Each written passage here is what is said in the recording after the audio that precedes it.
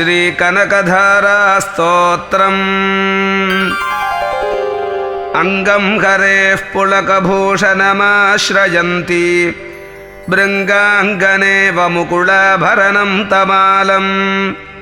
अङ्गीकृताखिलविभूतिरपाङ्गलीला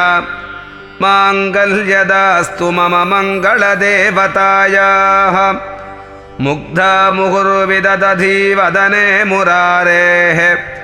प्रेमन्नपा प्रणिहितानि गतागतानि मालादृशोर्मधुकरीव महोत्पलेया सा मे श्रियं दिशतु सागरसम्भवायाः विश्वामरेन्द्रपदविभ्रमदानदक्षम् आनन्दहेतुरधिकं मुरविद्विषोऽपि ईशन्निषीदतु मयि क्षणमीक्षणार्धम् इन्दीवरोदरसहोदरमिन्दिरायाः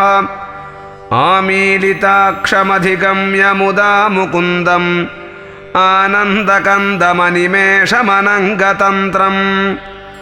आकेकरस्थितकनीनिकपक्ष्मनेत्रम् भूत्यै भवेन्मम भुजङ्गशयाङ्गनायाः बाह्वन्तरे मधुजितश्रितकौस्तुभेया हारावळीवहरिनीलमयी विभाति कामप्रभा भगवतोऽपि कटाक्षमाला कल्याणमावहतु मे कमलालयायाः कालाम्बुदालिललितोरसिकैटभारेः धाराधरे स्फुरति जातटितङ्गनेव मातुः समस्तजगतां महनीयमूर्तिः भद्राणि मे दिशतु भार्गवनन्दनायाः प्राप्तं पदं प्रथमतः खलु यत्प्रभावात् माङ्गल्यभाजि मधुमाथिनि मन्मथेन मय्यापतेत्तदिह मन्थरमीक्षणार्धम् मन्दालसं च मकरालयकन्यकायाः दद्याद्दयानुपवनो द्रविणाम्बुधाराम् अस्मिन्न किञ्चन विहङ्गशिशौ विषण्णे दुष्कर्मधर्ममपनीय चिराय दूरम् नारायणप्रणयिनी नयनाम्बुवाहः इष्टाविशिष्टमतयोऽपि यजादयार्द्रदृष्ट्या त्रिविष्टपपदं सुलभं लभन्ते दृष्टिप्रहृष्टकमलोदरदीप्तिरिष्टां पुष्टिं कृषीष्ट मम पुष्करविष्टरायाः गीर्देवतेति गरुडध्वजसुन्दरीति शाकम्भरीति शशिशेखरवल्लभेति सृष्टिस्थितिप्रलयकेलिषु संस्थितायै तस्यै नमस्त्रिभुवनैकगुरोस्तरुण्यै श्रुत्यै नमोऽस्तु शुभकर्मफलप्रसूत्यै रत्यै नमोऽस्तु रमणीयगुणार्णवायै शक्त्यै नमोऽस्तु शतपत्रनिकेतनायै पुष्ट्यै नमोऽस्तु पुरुषोत्तमवल्लभायै नमोऽस्तु नालीकनिभाननायै नमोऽस्तु दुग्धोदधिजन्मभूम्यै नमोऽस्तु सोमामृतसोदरायै नमोऽस्तु नारायणवल्लभायै नमोऽस्तु हेमाम्बुजपीठिकायै नमोऽस्तु भूमण्डलनायिकायै नमोऽस्तु देवादिदयापरायै नमोऽस्तु शार्ङ्गायुधवल्लभायै नमोऽस्तु देव्यै भृगुनन्दनायै नमोऽस्तु विष्णोरुरसिस्थितायै नमोऽस्तु लक्ष्म्यै कमलालयायै नमोऽस्तु दामोदरवल्लभायै नमोऽस्तु कान्त्यै कमलेक्षणायै नमोऽस्तु भूत्यै भुवनप्रसूत्यै नमोऽस्तु देवादिभिरर्चितायै नमोऽस्तु नन्दात्मजवल्लभायै सम्पत्कराणि सकलेन्द्रियनन्दनानि ಸಾಮ್ರಾಜ್ಯದಾನ ವಿಭವಾನಿ ಸರೋರುಹಾಕ್ಷಿ ತ್ವದ್ವಂದನಾನಿ ದುರಿತಾಹರಣೋದ್ಯತಾನಿ ಮಾಮೇವ ಮಾತರನಿಶಂ ಕಲಯಂತು ಮಾನ್ಯೇ ಯತ್ಕಟಾಕ್ಷ ಸಮುಪಾಸನಾ ವಿಧಿಃ ಸೇವಕಸ್ಯ ಸಕಲಾರ್ಥ ಸಂಪದಃ ಸಂತನೋತಿ ವಚನಾಂಗಮಾನಸೈಸ್ತ್ವಾಂ ಮುರಾರಿಹೃದಯೇಶ್ವರೀಂ ಭಜೆ ಸರಸಿಜನಿಲಯೇ ಸರೋಜಹಸ್ತೆ ಧವಳತಮಾಂ ಶುಕಗಂಧಮಾಲ್ಯಶೋಭೆ ಭಗವತಿ ಹರಿವಲ್ಲಭೆ ಮನೋಜ್ಞೆ ತ್ರಿಭುವನಭೂತಿಕರಿ ಪ್ರಸೀದ ಮಹ್ಯಂ ದಿಗ್ಧಸ್ತಿಭಿಃ ಕನಕಕುಂಭಮುಖಾವಸೃಷ್ಟಸ್ವರ್ವಾಗಿರಿ ವಿಮಲಚಾರುಜಲಾಪ್ಲುತಾಂಗೀಂ ಪ್ರಾತರ್ನಮಾಮಿ ಜಗತಾಂ ಜನನೀಮಶೇಷಲೋಕಾಧಿನಾಥ ಗೃಹಿಣಿ ಮಮೃತಾಬ್ಧಿಪುತ್ರೀಂ ಕಮಲೆ ಕಮಲಾಕ್ಷವಲ್ಲಭೆ ತ್ವಂ ಕರುಣಾಪೂರತರಂಗಿತೈರಪಾಂಗೈಃ ಅವಲೋಕಯ ಮಾಮಕಿಂಚನಾನಾಂ ಪ್ರಥಮಂ ಪಾತ್ರಮಕೃತ್ರಿಮಂ ದಯಾಯಾಃ ಸ್ತುವಂತಿ ಯೇ ಸ್ತುತಿಭಿರಮೀಭಿರನ್ವಹಂ ತ್ರಯೀಮಯೀಂ ತ್ರಿಭುವನಮಾತರಂ ರಮಾಂ ಗುಣಾಧಿಕಾ ಗುರುತರ ಭಾಗ್ಯಭಾಗಿನಃ ಭವಂತಿ ತೇ ಭುವಿ ಬುಧ ಭಾವಿತಾಶಯಾಃ.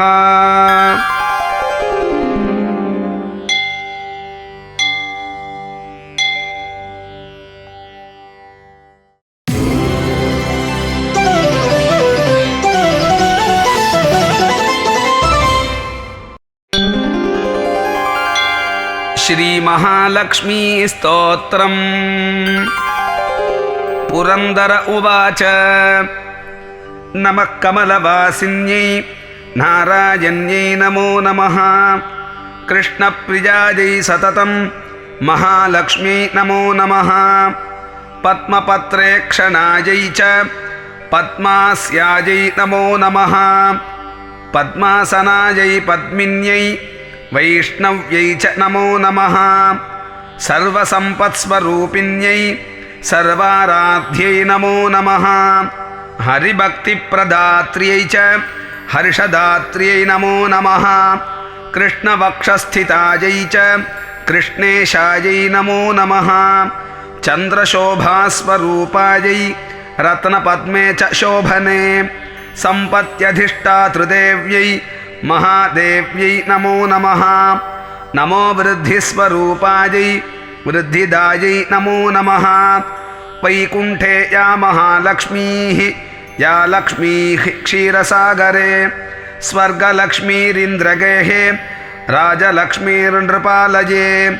ಗೃಹಲಕ್ಷ್ಮೀಶ್ಚ ಗೃಹಿಣಾಂ ಗೇಹೇ ಚ ಗೃಹದೇವತಾ ಸುರಭಿಃ ಸಾಗರೆ ಜಾತಾ ದಕ್ಷಿಣಾ ಯಜ್ಞಕಾಮಿನಿ ಅದಿತಿರ್ದೇವ ಮಾತಾ ತ್ವಂ ಕಮಲಾ ಕಮಲಾಲಯಾ ಸ್ವಾಹಾ ತ್ವಂ ಚ ಹವಿರ್ದಾನೆ ಕವ್ಯದಾನೆ ಸ್ವಧಾ ಸ್ಮೃತಾ ತ್ವಂ ಹಿ ವಿಷ್ಣುಸ್ವರೂಪಾ ಚ ಸರ್ವಾಧಾರಾ ವಸುಂಧರಾ ಶುದ್ಧಸತ್ವಸ್ವರೂಪಾ ತ್ವಂ ನಾರಾಯಣಪರಾಯಣಾ ಕ್ರೋಧಹಿಂಸಾವರ್ಜಿತಾ ಚ ವರದಾ ಶಾರದಾ ಶುಭಾ ಪರಮಾರ್ಥಪ್ರದಾ ತ್ವಂ ಚ ಹರಿದಾಸ್ಯಪ್ರದಾ ಪರಾ ಯಯಾ ವಿನಾ ಜಗತ್ಸರ್ವಂ ಭಸ್ಮೀಭೂತಮಸಾರಕಂ ಜೀವನ್ಮೃತಂ ಚ ವಿಶ್ವಂ ಚ ಶಶ್ವತ್ಸರ್ವಂ ಯಯಾ ವಿನಾ ಸರ್ವೇಷಾಂ ಪರಾ ಮಾತಾ ಸರ್ವಬಾಂಧವರೂಪಿಣೀ ಧರ್ಮಾರ್ಥಕಾಮಮೋಕ್ಷಾಣಾಂ ತ್ವಂ ಚ ಕಾರಣರೂಪಿಣೀ ಯಥಾ ಮಾತಾ ಸ್ತನಾಂಧಾನಾಂ ಶಿಶೂನಾಂ ಶೈಶವೇ ಸದಾ ತಥಾ ತ್ವಂ ಸರ್ವದಾ ಮಾತಾ ಸರ್ವೇಷಾಂ ಸರ್ವರೂಪತಃ ಮಾತೃಹೀನಸ್ತನಾಂಧಸ್ತು ಸ ಚ ಜೀವತಿ ದೈವತಃ ತ್ವಯಾ ಹೀನೋ ಜನಃ ಕೋಪಿ ನ ಜೀವತ್ವೇವ ನಿಶ್ಚಿತಂ ಸುಪ್ರಸನ್ನಸ್ವರೂಪಾ ತ್ವಂ ಮಾಂ ಪ್ರಸನ್ನ ಭವಾಂಬಿಕೆ ವೈರಿಗ್ರಸ್ತಂ ಚ ವಿಷಯಂ ದೇಹಿ ಮಹ್ಯಂ ಸನಾತನೀ ಅಹಂ ಯಾವತ್ತ್ವಯಾ ಹೀನೋ ಬಂಧುಹೀನಶ್ಚ ಭಿಕ್ಷುಕಃ ಸರ್ವಸಂಪದ್ವಿಹೀನಶ್ಚ ತಾವದೇವ ಹರಿಪ್ರಿಯೇ ಜ್ಞಾನಂ ದೇಹಿ ಚ ಧರ್ಮಂ ಚ ಸರ್ವಸೌಭಾಗ್ಯಮೀಪ್ಸಿತಂ ಪ್ರಭಾವಂ ಚ ಪ್ರತಾಪಂ ಚ ಸರ್ವಾಧಿಕಾರಮೇವ ಚ ಜಯಂ ಪರಾಕ್ರಮಂ ಯುದ್ಧೇ ಪರಮೈಶ್ವರ್ಯಮೇವ ಚ ಇತ್ಯುಕ್ತ್ವಾ ಚ ಮಹೇಂದ್ರಶ್ಚ ಸರ್ವೈಃ ಸುರಗಣೈಃ ಸಹ ಪ್ರಣನಾಮ ಸಾಶ್ರುನೇತ್ರೋ ಮೂರ್ಧ್ನಾ ಚೈವ ಪುನಃ ಪುನಃ ಬ್ರಹ್ಮಾ ಶಂಕರಶ್ಚೈವ ಶೇಷೋ ಧರ್ಮಶ್ಚ ಕೇಶವಃ ಸರ್ವೇ ಚಕ್ರುಃ ಪರಿಹಾರಂ ಸುರಾರ್ಥೇ ಚ ಪುನಃ ಪುನಃ ದೇವೇಭ್ಯಶ್ಚ ವರಂ ದತ್ವಾ ಪುಷ್ಪಮಾಲಾಂ ಮನೋಹರಂ ಕೇಶವಾಯ ದದೌ ಲಕ್ಷ್ಮೀಃ ಸಂತುಷ್ಟಾ ಸುರಸಂಸದಿ ಯಯುರ್ದೇವಾಶ್ಚ ಸಂತುಷ್ಟಾಃ ಸ್ವಂ ಸ್ವಂ ಸ್ಥಾನಂ ಚ ನಾರದ ದೇವೀಂ ಯಯೌ ಹರೇ ಸ್ಥಾನಂ ದೃಷ್ಟಾ ಕ್ಷೀರೋದಶಾಯಿನಃ ಯಯದುಶ್ಚೈವ ಸ್ವಗೃಹಂ ಬ್ರಹ್ಮೇಶಾನೌ ಚ ನಾರದ ದತ್ವಾ ಶುಭಾಶಿಷಂ ತೌ ಚ ದೇವೇಭ್ಯಃ ಪ್ರೀತಿಪೂರ್ವಕಂ ಇದಂ ಸ್ತೋತ್ರಂ ಮಹಾಪುಣ್ಯಂ ತ್ರಿಸಂಧ್ಯಂ ಯಃ ಪಠೇನ್ನರಃ ಕುಬೇರತುಲ್ಯಃ ಸ ಭವೇತ್ ರಾಜರಾಜೇಶ್ವರೋ ಮಹಾನ್ ಪಂಚಲಕ್ಷಜಪೇನೈವ ಸ್ತೋತ್ರಸಿದ್ಧಿರ್ಭವೇನ್ನೃಣಾಂ ಸಿದ್ಧಸ್ತೋತ್ರಂ ಯದಿ ಪಠೇತ್ ಮಾಸಮೇಕಂ ತು ಸಂತತಂ ಮಹಾಸುಖೀ ಚ ರಾಜೇಂದ್ರೋ ಭವಿಷ್ಯತಿ ನ ಸಂಶಯಃ.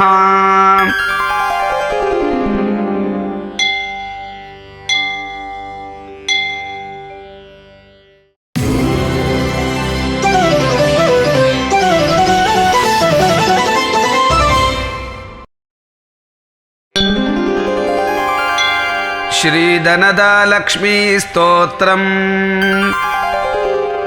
ಧನದ ಉವಾಚ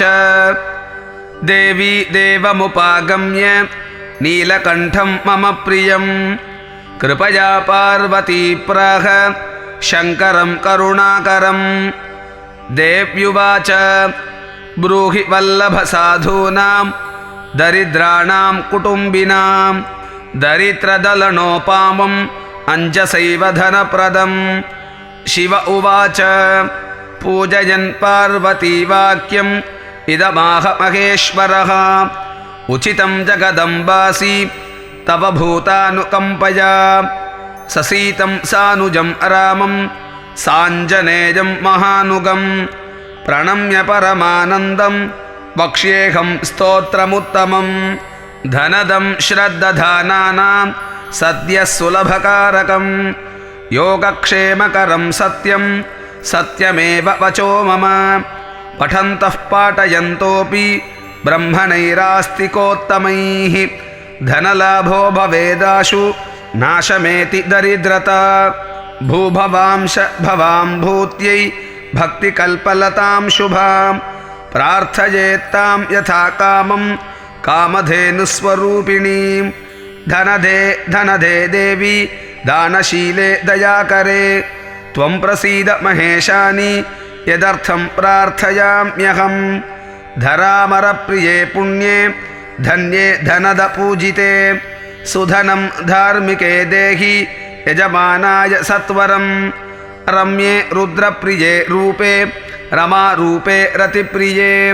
ಶಿಖಿ ಸಖಮನೋ ಮೂರ್ತೆ ಪ್ರಸೀದ ಪ್ರಣದೆ ಮಯಿ. ಆರಕ್ತಚರಣಾಂ ಭೋಜೆ ಸಿದ್ಧಿ ಸರ್ವಾರ್ಥದಾಯಿಕೆ ದಿವ್ಯಾಂಬರಧರೆ ದಿವ್ಯೆ ದಿವ್ಯಮಾಲ್ಯಾನುಶೋಭಿನೆ ಸಮಸ್ತಗುಣಸಂಪನ್ನೆ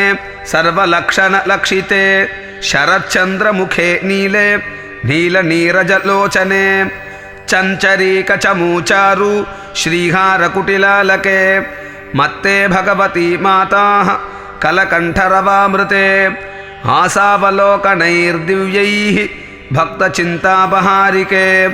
ರೂಪಲಾವಣ್ಯತಾರುಣ್ಯ ಕಾರುಣ್ಯಗುಣಭಾಜನೆ ಕ್ವನತ್ಕಂಕಣಮಂಜೀರೆ ಲಸಲ್ಲೀಲಾಕರಾಂಬುಜೆ ರುದ್ರಪ್ರಕಾಶಿತೆ ತತ್ವೇ ಧರ್ಮಾಧಾರೆ ಧರಾಲಯೇ ಪ್ರಯಚ್ಛ ಯಜಮಾನಾಯ ಧನಂ ಧರ್ಮೈಕ ಸಾಧನಂ ಮಾತಸ್ತ್ವಂ ಮೇ ವಿಲಂಬೇನ दिशस्व जगदम्बिके कृपया करुणागारे प्रार्थितं कुरु मे शुभे वसुधे वसुधारूपे वसुवासववन्दिते धनधे यजमानाय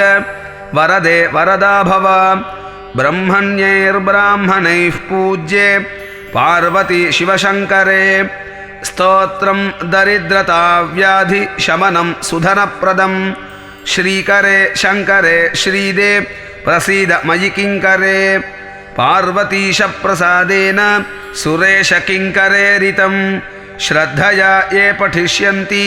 पाठयिष्यन्ति भक्तिदः सहस्रमयुतं लक्षं धनलाभो भवेद्ध्रुवं धनदाय नमस्तुभ्यं निधिपद्माधिपाय च भवन्तु त्वत्प्रसादान्ते धनधान्यादिसम्पदः।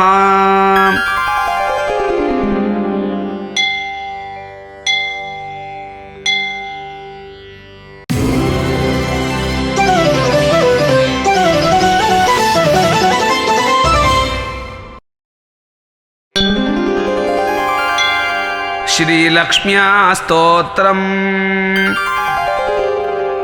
नारायण उवाच देवि त्वां स्तोतुमिच्छामि न क्षमा स्तोतुमीश्वराः बुद्धेरगोचरां सूक्ष्मां तेजोरूपां सनातनीम् अत्यनिर्वचनीयां च को वा निर्वक्तुमीश्वरः स्वेच्छामजीं निराकारां भक्तानुग्रहविग्रहां स्तौमि वाङ्मनसोः पारां किं वाहं जगदम्बिके परां चतुर्णां वेदानां पारबीजं भवार्णवे सर्वशस्याधिदेवीं च सर्वासामपि सम्पदां योगिनां चैव योगानां ज्ञानानां ज्ञानिनां तथा वेदानां च वेदविदां जननीं वर्णयामि किं यया विना जगत्सर्वम् अवस्तु निष्फलं ध्रुवं यथा स्तनन्दबालानां विना मात्रा सुखं भवेत् प्रसीद जगतां माता रक्षास्मानतिकातरान् वयं त्वच्चरणाम्भोजे प्रपन्नाः शरणं गताः नमः शक्तिस्वरूपायै जगन्मात्रे नमो नमः ज्ञानदायै बुद्धिदायै सर्वदायै नमो नमः हरिभक्तिप्रदायिन्यै मुक्तिदायै नमो नमः सर्वज्ञायै सर्वदायै महालक्ष्म्यै नमो नमः कुपुत्राः कुत्रचित् सन्ति न कुत्रचित् कुमातरः कुत्र माता पुत्रदोषे तं विहाय च गच्छति हे मातदर्शनं देहि स्तनन्धान् बालकानिव कृपां कुरु कृपासिन्धुप्रियेऽस्मान् भक्तवत्सले इत्येवं कथितं वत्स पद्मायाश्च शुभावहं सुखदं मोक्षदं सारं शुभदं सम्पदः पदम् इदं स्तोत्रं महापुण्यं पूजाकाले च यः पठेत् महालक्ष्मीर्गृहं तस्य न जहाति कदाचन इत्युक्त्वा श्रीहरिस्तं च तत्रैवान्तरधीयत देवो जगामक्षीरोदं सुरैः सार्धं तदाज्ञया